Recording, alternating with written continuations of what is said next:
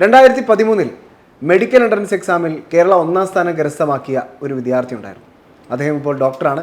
അപ്പോൾ ഡോക്ടർ ബേസിൽ Joseph Koshy AIIMS ഡൽഹിയിലെ തൻ്റെ മഹത്തായ സേവനം ഒരുപാട് രോഗികൾക്ക് വലിയ ആശ്വാസമാണ് എന്ന് തന്നെ എടുത്തു പറയേണ്ടിയിരിക്കുന്നു.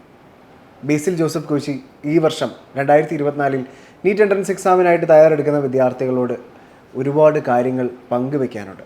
അദ്ദേഹം എടുത്തു പറയുകയാണ് എന്തുകൊണ്ടായിരിക്കണം ഒരു മലയാളി വിദ്യാർത്ഥി എയിംസ് ഡൽഹിയിൽ പഠിക്കണമെന്ന് പറയുന്നത്. അതിൻ്റെ പ്രാധാന്യവുമൊക്കെ ഇന്ന് നമ്മുടെ മക്കളോട് അദ്ദേഹം ഷെയർ ചെയ്യുകയാണ്. നമ്മോടൊപ്പം ഒരു വിശിഷ്ട അതിഥി ഇവിടെ ജോയിൻ ചെയ്തിട്ടുണ്ട്. 2012-13 കാലഘട്ടത്തിൽ അല്ലേ ബ്രില്യൻറ്റിൻ്റെ ലോങ് ടേം ബാച്ചിലെ വിദ്യാർത്ഥിയായിരുന്നു. ആ വർഷം കേരള ഫസ്റ്റ് റാങ്ക് കരസ്ഥമാക്കി ആൻഡ് ഓൾ ഇന്ത്യ റാങ്ക് 7ാം സ്ഥാനമാണ് ബേസിൽ കോശി സജീവ് ആ വർഷം കരസ്ഥമാക്കിയത്. സാർ ഇപ്പോൾ ഡോക്ടറാണ്. അപ്പോൾ എയിംസ് ഡൽഹിയിലെ ഡോക്ടറായിട്ട് ഇതാ നമ്മുടെ വിദ്യാർത്ഥികൾക്കെല്ലാം അഭിമാന താരമായിട്ട് ഇവിടെ നിലകൊള്ളുന്ന ആളാണ് ബേസിൽ സാറ്. സർ തീർച്ചയായിട്ടും ഇവിടെ ഒരു വലിയൊരു ബ്രില്യൻ ഫാമിലി തന്നെ ഉണ്ടല്ലേ? തീർച്ചയായും ബ്രില്യൻറ്റിൽ ഒരുപാട് വിദ്യാർത്ഥികളുണ്ട്. മലയാളികളിൽ ഭൂരിഭാഗം ഈ ഒരു ക്യാമ്പസിലേക്ക് എത്തുന്നത് ബ്രില്യൻറ്റിൽ നിന്ന്, അതിലൊരു സംശയവുമില്ല. ഞാൻ വരുന്ന വർഷവും സീനിയേഴ്സിൽ ഓൾമോസ്റ്റ് എല്ലാവരും തന്നെ ബ്രില്യൻറ്റിലെ സ്റ്റുഡൻസ് തന്നെയായിരുന്നു. പിന്നെ നിങ്ങളുടെ ജൂനിയേഴ്സ് ആയിട്ട് എത്തിയതും ബ്രില്യൻറ്റിലെ സ്റ്റുഡൻസ് തന്നെയായിരുന്നു. അപ്പോൾ നമുക്കറിയാം മലയാളി വിദ്യാർത്ഥികളുടെ വലിയൊരു സാന്നിധ്യമാണ് എല്ലാ കാലവും എയിംസിൽ ഉണ്ടാവാറുള്ളത്. അപ്പോൾ ഇവിടെ വരുമ്പോൾ തീർച്ചയായിട്ടും നിങ്ങളൊക്കെ തമ്മിലൊരു ബോണ്ടിങ് ഉണ്ടാവാറില്ല? ഓൾറെഡി മലയാളി യൂണിയൻസ് ഒക്കെ തമ്മിലൊരു അതുകൂടാതെ ബ്രില്യൻറ്റിലെ സ്റ്റുഡൻസ് എന്നുള്ള ഒരു എക്സ്ട്രാ ഒരു ബന്ധം കൂടി എല്ലാവരും തമ്മിലുണ്ടായിരുന്നു. അത് തീർച്ചയായും ഉണ്ടായിരുന്നു. സർ ഈ ഒരു ബ്രില്യൻ കാലഘട്ടം നിങ്ങൾ ഒരുപാട് ഹെൽപ്പ് ചെയ്തിട്ടുണ്ട്. ദാറ്റ് ഈ ഒരു നിങ്ങളുടെ ഒരു സ്വപ്നം യാഥാർത്ഥ്യമാക്കുക. സ്വാഭാവികമായിട്ട് നിങ്ങളുടെയൊക്കെ ഏറ്റവും വലിയ സ്വപ്നമാണ് ഈ ഒരു എയിംസ് ഡൽഹി എന്ന് പറയുന്നത് അല്ലേ? നീറ്റ് ആസ്പിരൻസ് ഒക്കെ ഏറ്റവും കൂടുതൽ ലക്ഷ്യം വെക്കുന്ന ഒരു ഡ്രീം എന്ന് തന്നെ നമുക്ക് പറയാം. ആൻഡ് ഫൈനലി നമ്മൾ ഇവിടേക്ക് എത്തുമ്പോൾ അതിനകത്ത് ബ്രില്യൻറ്റ് വഹിച്ചിരുന്ന ഒരു പങ്ക് അത് എത്രത്തോളമാണ്? ശരിക്കും പറഞ്ഞാൽ നമ്മുടെ ഇഫേർട്സ് മാത്രമല്ല, പ്രോപ്പറായിട്ട് ഗൈഡൻസും കൂടി കിട്ടിയാലാണ് ശരിക്കും ഇങ്ങനെയുള്ള കോമ്പറ്റേറ്റീവ് എക്സാംസ് ക്രാക്ക് ചെയ്യാൻ പറ്റുള്ളൂ. അപ്പോൾ ഞാൻ സ്കൂളിലെ ട്രെയിനിങ് കൂടാതെ സൺഡേ എക്സ്ട്രാ ആയിട്ട് ബ്രില്യൻറ്റിൽ കോച്ചിങ്ങിന് പോയിരുന്നു. അങ്ങനെ ലോങ് ടേം ബാച്ചിലാണ് ഞാൻ പഠിച്ചത്. അപ്പോൾ സൺഡേ മാത്രം, അതായത് ആഴ്ചയിൽ ഒരു ദിവസം മാത്രമാണ് ബ്രില്യൻറ്റിൽ പോയിക്കൊണ്ടിരുന്നുള്ളൂ. പക്ഷേ ആ ഒരു ദിവസത്തെ സമയത്തിനുള്ളിൽ തന്നെ ബ്രില്യൻറ്റിൽ നിന്ന് കിട്ടിയിട്ടുള്ള ട്രെയിനിങ്ങും ഗൈഡൻസും അത് തന്നെയാണ് റാങ്ക് കിട്ടാൻ എന്നെ ഏറ്റവും കൂടുതൽ സഹായിച്ചത്. Sir all India rank 7th കരസ്ഥമാക്കുന്നു, അതുപോലെ തന്നെ കേരള ഫസ്റ്റ് റാങ്ക് കരസ്ഥമാക്കുന്നു. ഈ ഒരു സമയത്ത് സാറ് തീർച്ചയായിട്ടും ഉറപ്പിച്ചിരുന്നു എയിംസ് ഡൽഹി തന്നെയാണ് എൻ്റെ ഒരു ലക്ഷ്യം അല്ലെ? അതിന് മുന്നോടിയായിട്ട് എപ്പോഴാണ് എയിംസ് ഡൽഹി എന്നൊരു സ്വപ്നം മനസ്സിൽ രൂപം കൊള്ളുന്നത്? ആക്ച്വലി സെക്കൻഡ് ഇയർ ബ്രില്യൻറ്റിൽ ഞാൻ +2 പഠിക്കുമ്പോൾ, അപ്പോൾ ബ്രില്യൻറ്റിലും സെക്കൻഡ് ഇയർ ആയിരുന്നു. ലോങ് ടേം ബാച്ച് എന്ന് പറയുമ്പോൾ +1 first year, +2 second year.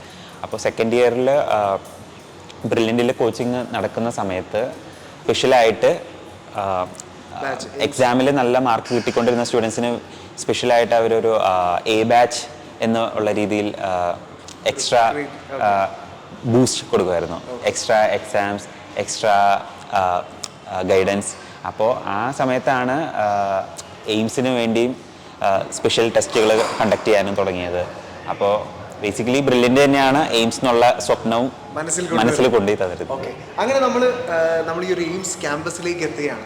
Sir first year ഒരു സ്റ്റുഡൻ്റ് ആയിട്ട് എത്തുന്നു and second year, third year, fourth year, fifth year അല്ലേ? അങ്ങനെ ഒരു നീണ്ട ഒരു വർഷം തന്നെ ഒരുപാട് സ്റ്റോറികളും ഒരുപാട് കാര്യങ്ങളും ജീവിതത്തിൽ കടന്നു പോയൊരു നിമിഷമായിരുന്നു.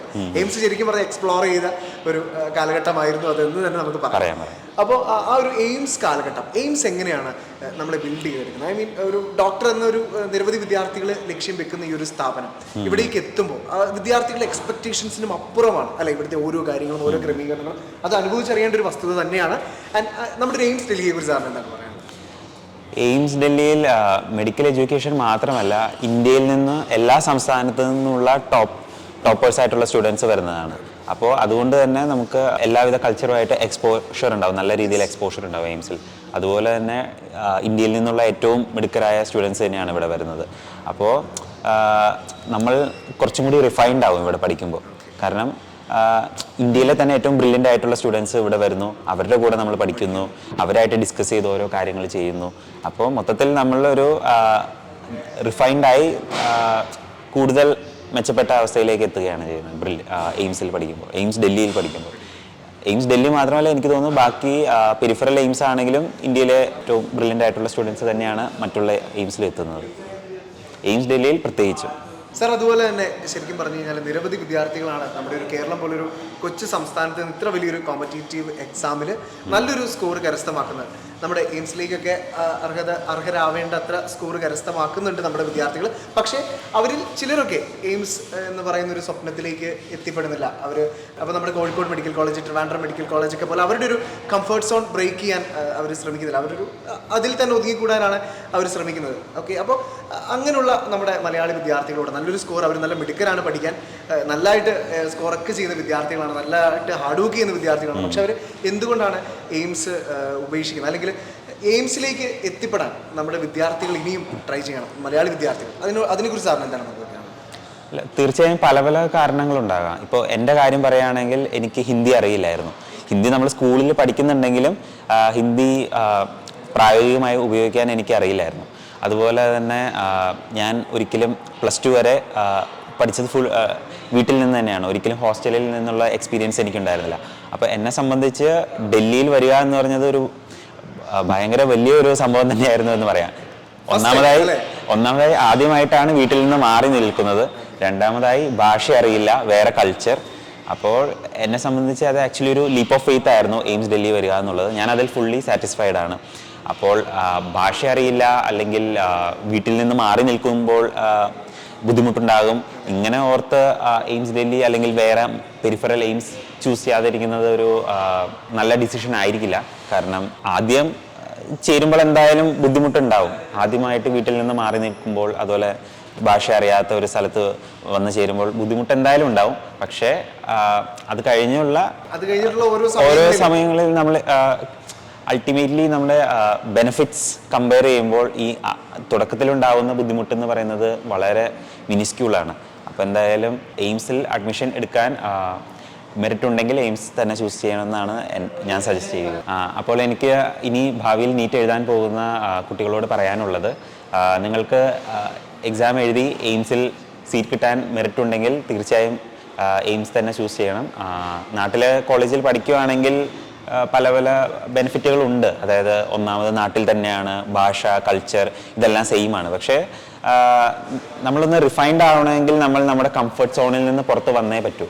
അപ്പോൾ എയിംസ് ഡൽഹി അല്ലെങ്കിൽ ബാക്കി ഏത് പെരിഫറൽ എയിംസ് ആയാലും ആ കംഫർട്ട് സോണിൽ നിന്ന് പുറത്തു വരാനുള്ള അറ്റ്മോസ്ഫിയർ എല്ലാ എയിംസിൽ തന്നെ ഉണ്ട്. അപ്പോൾ എയിംസിൽ അഡ്മിഷൻ കിട്ടുമെങ്കിൽ എയിംസ് തന്നെ ചൂസ് ചെയ്യണമെന്നാണ് എൻ്റെ സിൻസിയർ സജഷൻ. അപ്പോൾ ഡോക്ടർ ബേസിൽ കൗശിക് സജീവ് വളരെ ഇൻഫോർമേറ്റീവ് ആയിട്ടുള്ള കുറേ സെക്ഷൻസിലൂടെ കുറേ കാര്യങ്ങളാണ് നമ്മോട് പങ്കുവെച്ചത്. തീർച്ചയായിട്ടും ഈ വർഷം നീറ്റിന് പ്രിപ്പയർ ചെയ്യുന്ന വിദ്യാർത്ഥികൾക്കുമൊക്കെ ഈ ഓരോ വാക്കുകളും വളരെ യൂസ്ഫുൾ ആണ്. അപ്പോൾ കേരളം പോലൊരു സംസ്ഥാനത്ത് നിന്നും എയിംസ് സ്വപ്നം കാണുന്ന വിദ്യാർത്ഥികൾക്കും അതുപോലെ തന്നെ എയിംസിലേക്ക് എത്തിച്ചേരാൻ സാധ്യതയുണ്ടായിട്ടും ഒരുപക്ഷെ വേണ്ട എന്ന് ചിന്തിക്കുന്നവർക്കുമൊക്കെ ഇത് ഒരു വലിയ മെസ്സേജാണ്. And sir, thank you so much for your valuable time. Entrance സംബന്ധമായ വാർത്തകളും അപ്ഡേഷനുകളും ഏറ്റവും വേഗം ആധികാരികമായി അറിയാൻ ബ്രില്യൻറ്റ് സ്റ്റഡി സെന്റർ പാല യൂട്യൂബ് ചാനൽ സബ്സ്ക്രൈബ് ചെയ്യുക, ബെൽ ഐക്കൺ അമർത്തുക. ഈ വീഡിയോ മറ്റ് സുഹൃത്തുക്കളിലേക്കും ഷെയർ ചെയ്ത് നൽകുക.